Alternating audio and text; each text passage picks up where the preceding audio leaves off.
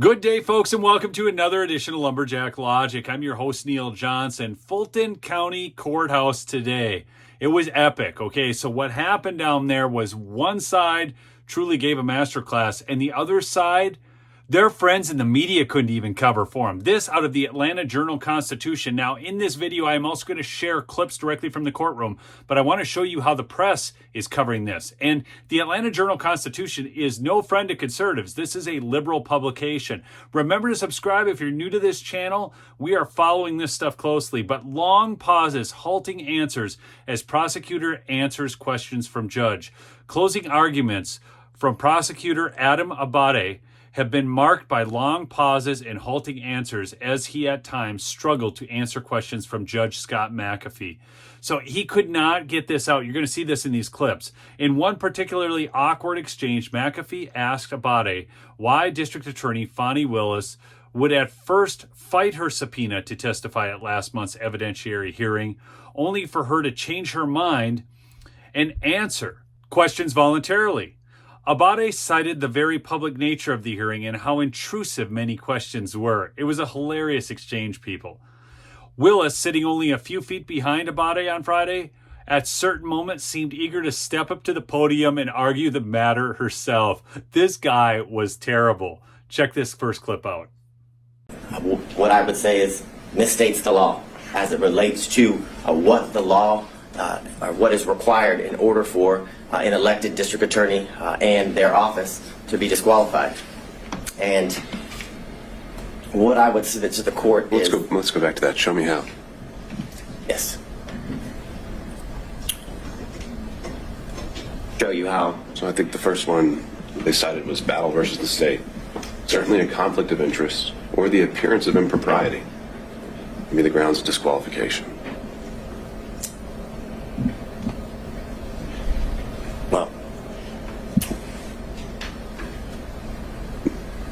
there are a number of these cases that seem to exclusively rely on the appearance of impropriety. right. So they acknowledge that there's some ambiguity here, that sometimes Whitworth gets cited to Ventura, and we've got this quote that comes up where it's just they only cite to an actual conflict that must be involved. They acknowledge the ambiguity. You're saying there's no ambiguity whatsoever. I am. No ambiguity whatsoever. The judge is zeroing in on this, and this guy does not know how to answer this question. The next one this next clip even gets crazier because he's trying to explain away the fact that Nathan Wade's cell phone resided at Fani Willis's residence, and yet he didn't lay his head there. But they didn't deny he was there. It's a weird exchange. Check this out. 21.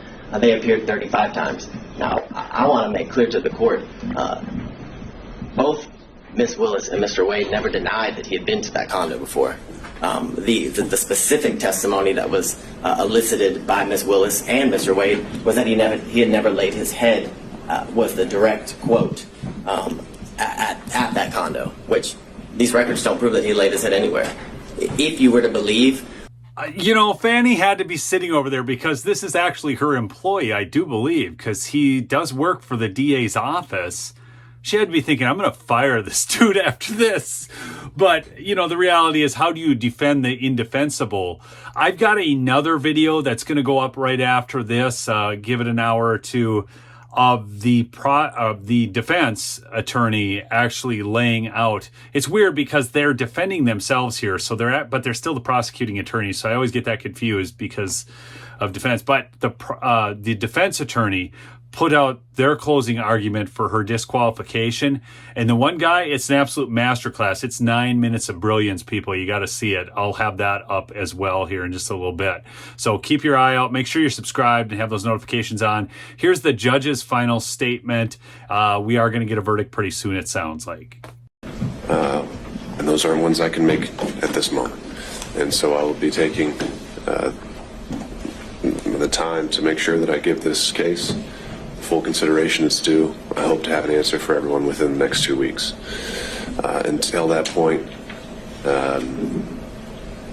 if there are any other issues that come up, counsel can reach out, and we'll have an order posted on the docket. Thank you all. We're off the record.